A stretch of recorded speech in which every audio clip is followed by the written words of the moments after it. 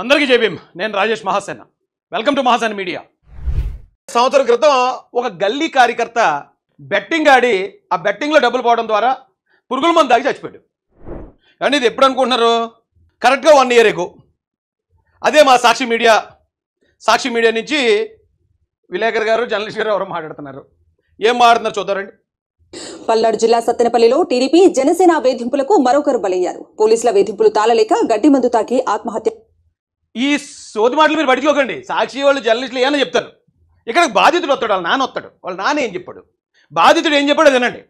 అసలు వార్త ఏంటి, ఈ పనికి మాలలో చెప్పిన వార్త ఏంటి అనేలాగా ఉంటుంది చెప్పే వార్తలు. కాబట్టి ఇది నమ్మకండి. అతను ఏం చెప్పాడు విందాం. యత్నానికి పాల్పడిన రెంటపల్ల ఉప సర్పంచ్ నాగమల్లేశ్వరరావు చికిత్స పొందుతూ మృతి చెందాడు. తన కుమారుడి చావుకు టీడీపీ, జనసేన, పోలీసుల వేధింపులే. ఉప సర్పంచ్ అంటే ఎవరో తెలుసండి? Ward member. ఒక వార్డు మెంబర్లో 250 ఓట్లు లేదా ఒక 150 ఓట్లు ఉంటాయి. అక్కడ వార్డు మెంబర్ గెలిచిన వ్యక్తిని ఉప సర్పంచ్గా నియమిస్తారు. అంత చిన్న స్థాయి వ్యక్తి అతను. కారణమని మృతుడి తండ్రి వెంకటేష్ ఆరోపించారు. కౌంటింగ్ రోజు నాగమల్లేశ్వరరావును వేధించారని చెప్పారు. తన కుమారుడు మృతికి కారణమైన సిఐ, టీడీపీ, జనసేన నేతలను వెంటనే అరెస్ట్ చేయాలని డిమాండ్ చేశారు. లేని పక్షంలో ఆందోళన చేస్తామని హెచ్చరించారు. అతనేమన్నాడు? కొంతమంది గోల్ చేశారు. చాలా మంది టీడీపీ వాళ్ళు ఇంటి మీద పోయి గోల్ చేసిన సమయంలో మా పిల్లగాడికి ఇంటికాడ కూతురు ఫోన్ చేసి, డాడీ ఈ రకంగా మన ఇంటి మీదకి వచ్చారంటే ఆ ఒక్క మాట వినగానే సీఏ గారు ఎమ్మటే ఫోన్ తీసి లోన గల్లాలో వేసుకొని ఇక వాడికి ఏం తెలియకుండా వాడిని ఆడ కూర్చోబెట్టి వాడిని అన్ని రకాలుగా ఇబ్బంది పెట్టి 2 రోజులు 48 గంటలు ఇబ్బంది పెట్టి నిన్ను రౌడీ సీటు పెట్టి రాజమండ్రి పంపించమంటావా లేక ఊళ్ళోకి పోతే ఈ మధ్య ఉంటే ఊళ్ళోకి పోయి ఈ మధ్యగా నన్ను ఉండేటట్టయితే నిన్ను ఎవడైనా చంపేస్తే పోలీసు వాళ్ళకి ఏ సంబంధం లేదు అని స్టాంప్ మీద రాసిస్తావా, లేదు చెప్పిన మాట వినటం లేదని చెప్పని కాల్చి దెంగమంటావా, రౌడీ షీటర్ కింద కాల్ చేశానని రాసి దెంగతాను కాల్చి దెంగమంటావా అని చెప్పి ఈ రకమైనటువంటి టార్చర్ పెట్టి నా కొడుకు సావుకి కారకుడైనటువంటి ఈ సిఐని 24 గంటల్లో. ఇక్కడ మీరు ఆలోచించండి జాగ్రత్తగా. అప్పుడు 9వ తారీఖు మాట్లాడాడు ఇతను. 4వ తారీఖు, జూన్ 4వ తారీఖున ఎలక్షన్ జరిగింది. జూన్ 4న ఎలక్షన్ జరగకముందు వైసీపీ గవర్నమెంట్ అక్కడ ఒక సీఐ అపాయింట్ అయ్యాడంటే అతను ఏ పార్టీకి అనుకూలమైన వ్యక్తి ఉంటాడు? గవర్నమెంట్ ఫామ్ అయిన తర్వాత, గవర్నమెంట్ ఫామ్ అయిన ఒక 2 నెలల తర్వాత ఒకవేళ మార్పులు చేర్పులు జరిగితే, ట్రాన్స్ఫర్లు జరిగితే ఒకవేళ అప్పుడు అనుకూలమైన వాళ్ళు వచ్చారనుకుందాం. అంటే ఎలక్షన్ జరిగిన వెంటనే అక్కడ పొజిషన్లో ఉన్న అధికారులందరూ ఎవరు? వైసీపీకి అనుకూలమైన వాళ్ళు ఉంటారు. ఆ వైసీపీకి అనుకూలమైన సీఏ గారట ఇతను కూర్చోబెట్టి, బాబు నువ్వు చాలా ఎక్స్ట్రాలు చేస్తున్నావు, ఇలా ఉంటే కనుక నీ మీద రౌడీ షీట్ ఓపెన్ చేసి నేను జైలు పంపిస్తాను, లేదా నువ్వు బయటికి వెళ్ళి నువ్వు ఇలాగే ఉంటే కనుక నిన్ను ఎవడో ఒకటి చంపేస్తాడు, మాకు సంబంధం లేదని రాసి అని చెప్పి ఆ సీఏ అన్నాడు. ఆ సీఏ అన్న కారణంగానే కుర్రాడు చచ్చిపోయాడు అంటున్నాడు. అయితే ఎప్పుడైనా ఉంటాడు మరి? ఇతను చనిపోయింది 9వ తారీఖుని, నాగమల్లేశ్వరరావు చనిపోయింది. అతను పురుగుల మందు తాగింది 6వ తారీఖుని. అంటే 6వ తారీఖున పురుగుల మందు తాగాడంటే ఎలక్షన్ ఎప్పుడు జరిగింది? ఎలక్షన్ రిజల్ట్ 4వ తారీఖుని.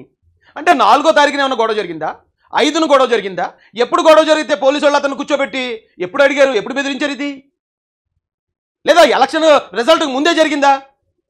ఎలక్షన్ రిజల్ట్ ముందు జరిగినా, లేదా 4వ తారీఖు నుంచి 4 రిజల్ట్ వచ్చింది, 12వ తారీఖున గవర్నమెంట్ ఫామ్ అయింది. ఈ లోపు ఏ ఎమ్మెల్యే అధికారంలో ఉన్నాడు అక్కడ?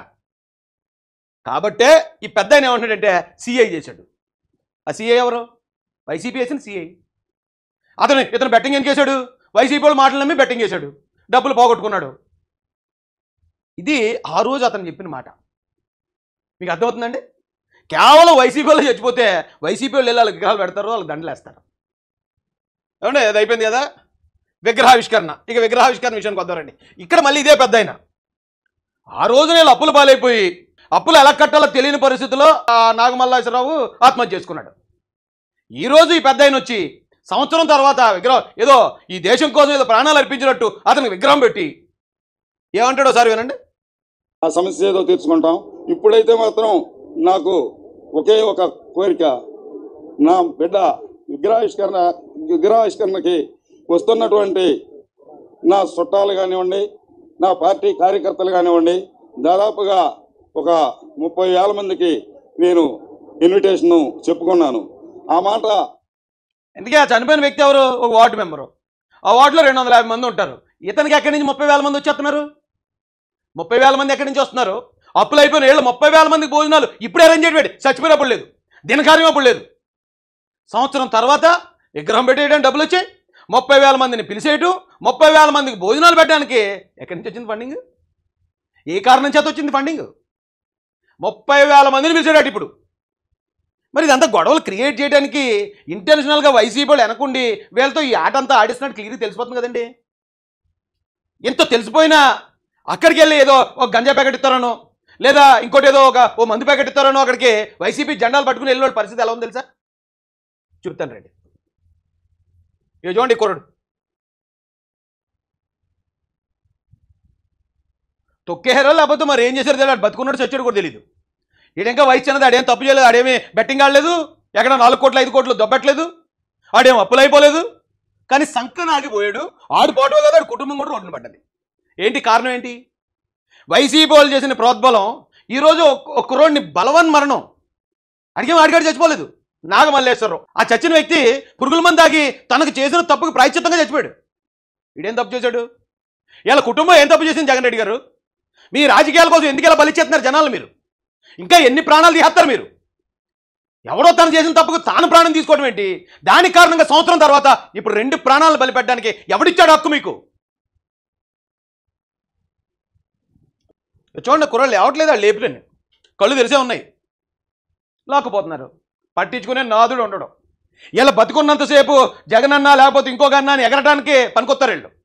అలాగైందంటే ఆయన్ని చూసే నాదుడు లేడు, దిక్కు మొక్కు లేదు వీడికి. ఈ రోజున ఈ చచ్చిపోయిన వైసీపీ కార్యకర్త ఎవడైతే ఉన్నాడో, ఈయన్ని పరామర్శించడానికి ఎందుకు రాలేదు జగన్ రెడ్డి గారు?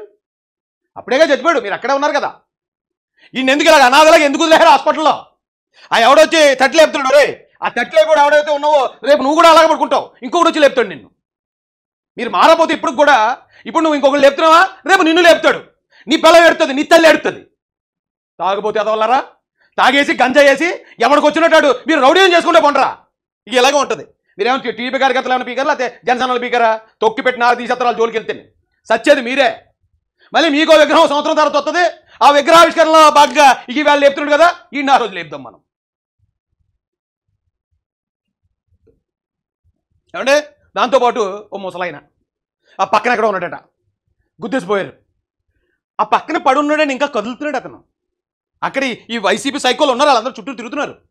అరే ఓ పెద్ద ఆయన పడిపోయాడు, యాక్సిడెంట్ అయింది, కనీసం హాస్పిటల్ తీసుకెళ్దాం, ఏమైందో కొన్ని మంచినీళ్ళు పట్టిద్దాం అనే ఆ మానవత్వం కూడా లేదండి ఈ సైకో నా కొడుకులకి.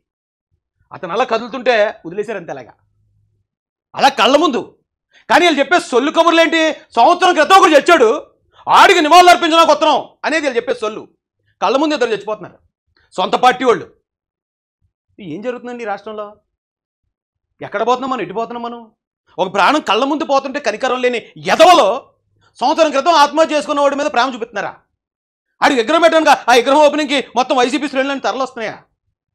దానికి అంబటి రాంబాబు బార్గేట్లు ఎగరగొట్టేస్తున్నాడా?